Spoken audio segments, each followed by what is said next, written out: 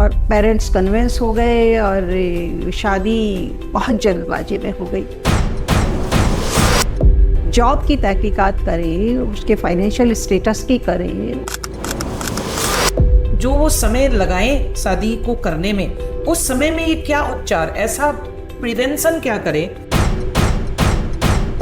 उनमें तो हम उस ताम झाम में और उस खर्चे में और उस ग्लैमर में तो हम बहुत उलझ गए हैं। उसको तो हम प्रमोट करते चले जा रहे हैं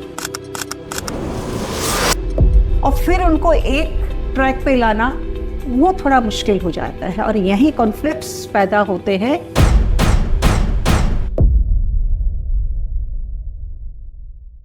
कि आजकल मैरिज, परिवार मतलब मैरिज जो है, अरेंज मैरिज हो, कोई भी मैरिज हो, वो बहुत ज़्यादा डिफिकल्ट होता जा रहा है। ऐसा क्यों?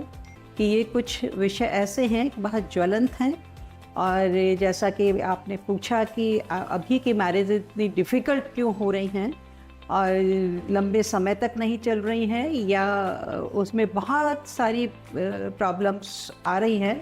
तो मैं ये कहना चाहूँगी कि एक तो हमारे यहाँ पर जो मैं महसूस कर रही हूँ आजकल जो शादियाँ हो रही हैं बहुत जल्दबाजी में हो रही है। तो जल्दबाजी में किया गया काम जो है उसकी सफलता पे थोड़ा सा शक आना लाजमी है।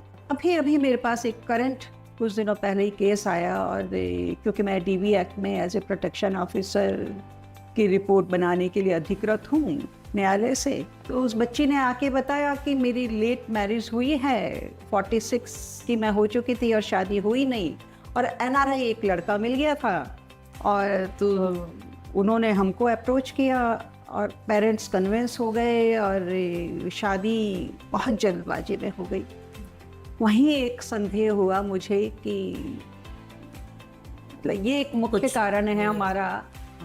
तो और ये एक ही नहीं, अनेकों केसेस ऐसे आते हैं कि जिसमें सोचने पे मजबूर हो जाते हैं कि इतनी जल्दबाजी किस बात की। तो जल्दबाजी करने से जो हमारे रिश्ते बन रहे हैं वो बहुत जल्दी ही टूट रहे हैं। तो एक तो हम शादी में थोड़ा समय लगाएं, एक दूसरे को जाने, परखे, समझे और उसकी तहकीकात करें, उसका जॉब की तहकीकात करें, उसके फाइनेंशियल स्टेटस की करें, उसका अपना क्या लाइक्स डिसलाइक्स हैं, क्या टेम्पर है उस लड़के का, क्यों इतनी जल्दबाजी हो रही है, पहले उसकी शादी हो चुकी है या ये बहुत सारी बातें हैं कि जो हमें शादी से पहले, किसी भी बच्चे की शादी या बच्चे की शादी तय करने से पहले दोनों के लिए ही, चाहे लड़का हो चाहे लड़की हो, ये तहकीकात कम हो रही है, नहीं हो रही है। एक दिखता है कि NRI बच्चा है और बड़ा अच्छा पैकेज है उसका और दिखने में हैंडसम है और बच्ची हमारी राज करेगी, इस थोड़े बहाव में हम जब चले जाते हैं तो उसके हमें खामियाजा कहीं ना कहीं करना होता है। जिसमें आप एक पॉइंट रख रही हैं अपना कि बहुत जल्दी में हो रही है शादी।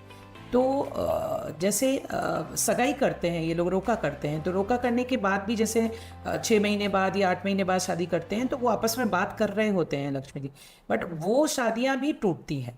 तो आपको एक्चुअली जो मेन रेमेडी है, जो इसका उपाय है, क्या रेमेडी हो सकता है इसका?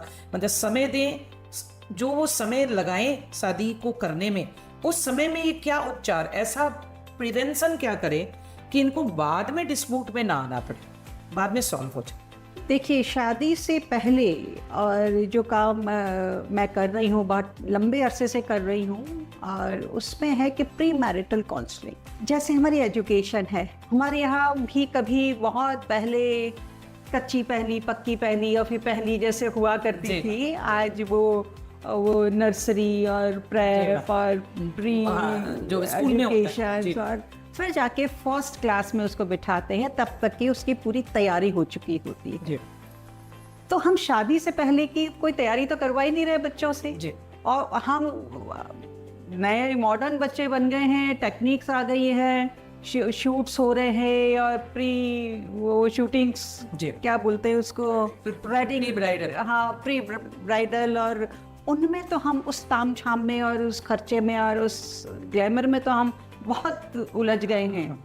उसको तो हम प्रमोट करते चले जा रहे हैं, लेकिन उनके विचारों की, उनकी आदतों की, उनकी अपनी शादी के बाद क्या प्लानिंग होने वाली है, हम जॉब करेंगी लड़की या नहीं करेंगी, उनके नेचर की। उनकी क्या लाइक डिसलाइक्स हैं, उन पे बातें नहीं करते हैं या बहुत सतही स्तर पे करते हैं। फिर जहाँ जॉइंट फैमिलीज हैं उनकी तैयारी उनको नहीं करवाई जाती है, क्योंकि बच्चे आजकल सब बाहर जा कर के और इंडिपेंडेंट पढ़ रहे हैं और फाइनेंशियली इंडिपेंडेंट हो रहे हैं, तो उनको अपने तरीके से जीने की आदत हो जाती है। और एक लेट मैरिजेज हो रही हैं, लेट एज में मैरिजेज हो रही हैं, बहुत परिपक्व हो चुके होते हैं अपने लिए, अपने बारे में सोचने के लिए, उनको कैसे जीना है, क्या लाइफस्टाइल उनको अपनानी है।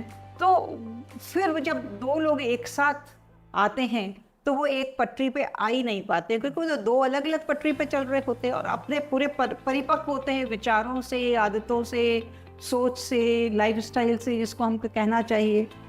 और फिर उनको एक ट्रैक पे लाना वो थोड़ा मुश्किल हो जाता है, और यहीं कॉन्फ्लिक्ट्स पैदा होते हैं। और शादियों में जो भी बाधाएं आ रही हैं